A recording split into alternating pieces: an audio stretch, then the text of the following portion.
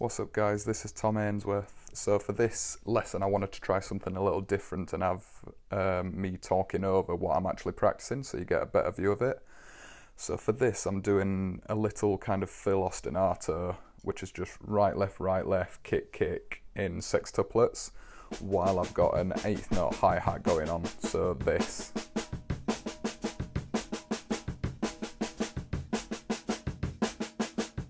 So what I'm doing here is just kind of practicing it at a steady tempo. I have done this before, so start it slower if you need to. And I'm just getting a feel for it, because I've always seen a load of drummers kind of play a groove and then go into the fills, doing some like crazy fast sextuplet fills, but keeping the hi-hat moving. So that's the basic aim of this.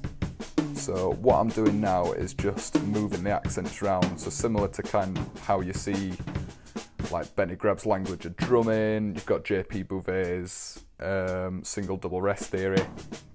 It's just putting the accents on all of the different hand beats that I can. So here we've got it on the 3rd triplet.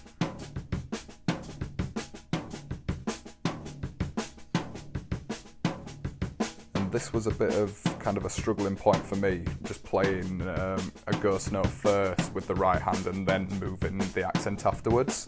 It's always really easy playing the accent first, so just switching it up like this is just good practice in general for any kind of fills, regardless of if you're doing this or some other ones.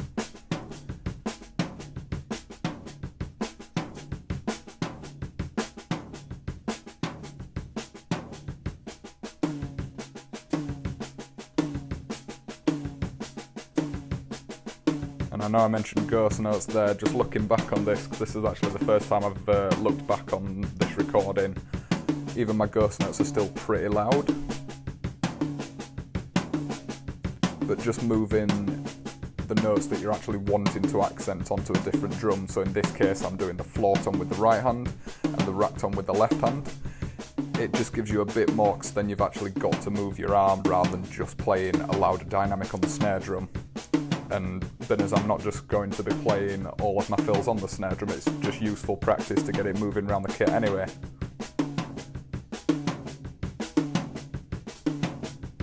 So this is a weird one as well, because as you can see, the first left hand that you play, so the 2nd triplet's going up onto the tom and then straight back down for a ghost note on the snare.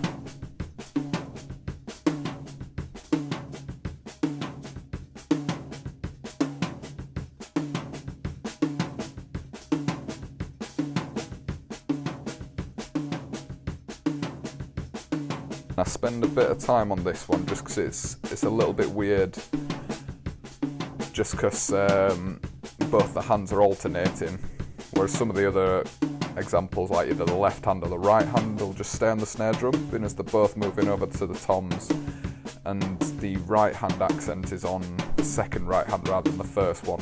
So it's like right left, right left, left right, just accenting so the left hand's first, which always feels a bit weird when you're moving it around a kit.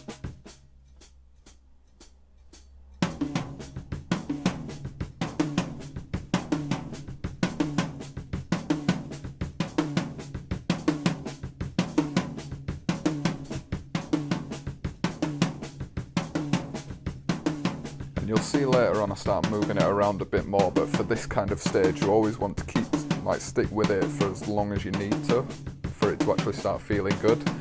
Because as you can hear, for the majority of it, you know, the triplets are pretty in time with it. I'm not rushing too many of them or anything, so the sound's there, but then it might sound fine but it's still uncomfortable to play, or you find that you lose your balance a little bit, especially when you're doing this sort of thing where you've got all 4 limbs moving. So just stick with it for as long as you need to.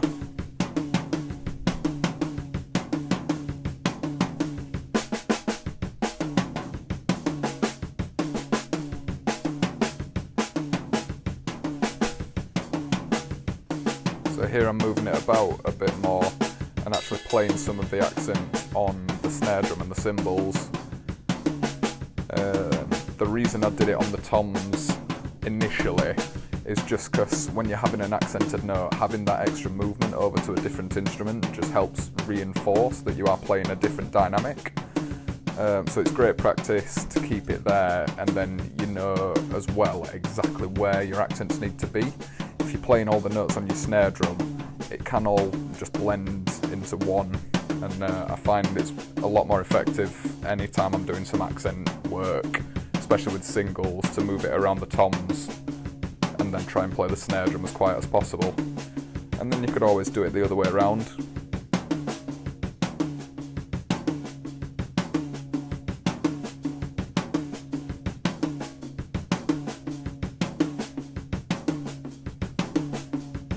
So here I've got a couple of different combinations.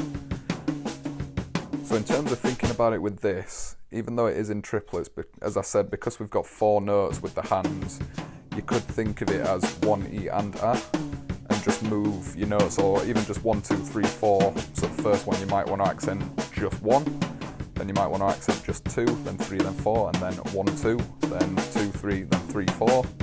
And all those different combinations, because the kick just stays exactly the same. I'm not worried about kind of the dynamics of that at this stage. As long as both of the kicks are equal and they're roughly the same kind of dynamic as the music, they're not, not the music, the rest of the kit, that's absolutely fine for this. We just don't want them to overpower it or to be way too quiet.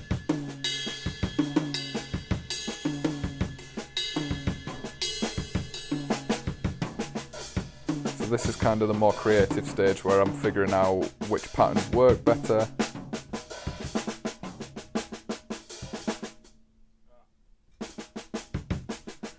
And I'm just basically trying to get an open hi-hat in to see what works.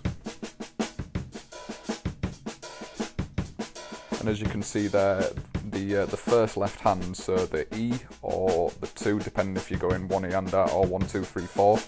I'll stick to 1 eander just for simplicity here.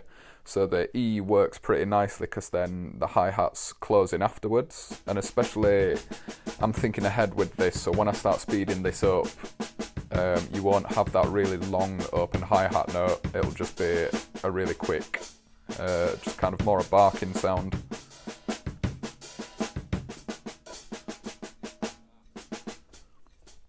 But again, it's always good practicing at this speed, so all of the movements are really fluid.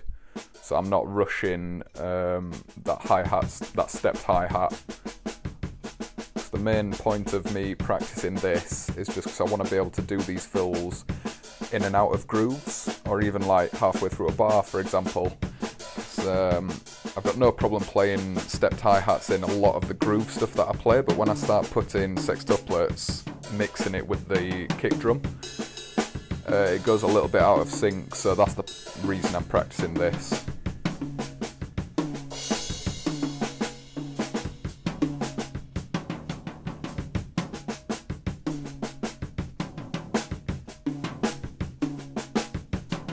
And as you can see, a couple of the times I've done a different pattern, like just before there I did a slightly different pattern.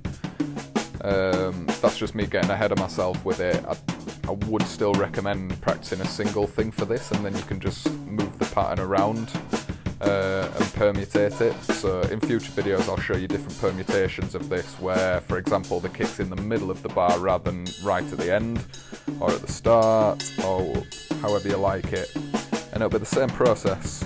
And once I've done all of those individually, I'll start adding them together just in like bars of 2 or 3, just a similar kind of pattern.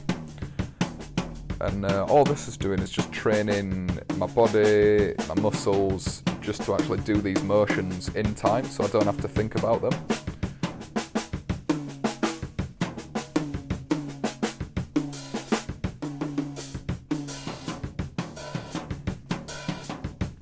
There's that open hi-hat coming back into play again.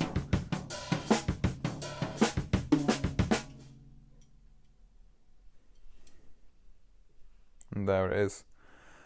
Thanks a lot for watching, guys. I hope you enjoyed that. Let me know if you want me to do more of this kind of thing. I am going to be trying to do it as a live voiceover. Like here, I'm obviously speaking afterwards because I forgot to take my microphone in. But I'd like to do it while I'm playing.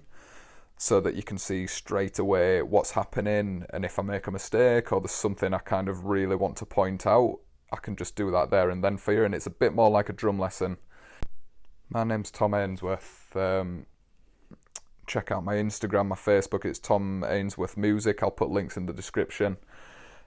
And if you are around London, I do teach at Pirate Studios in Earlsfield, so I'll leave a little link to get some free credit if you want to have a rehearsal.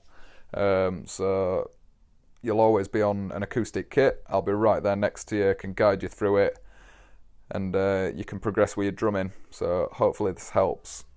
Cheers guys, bye.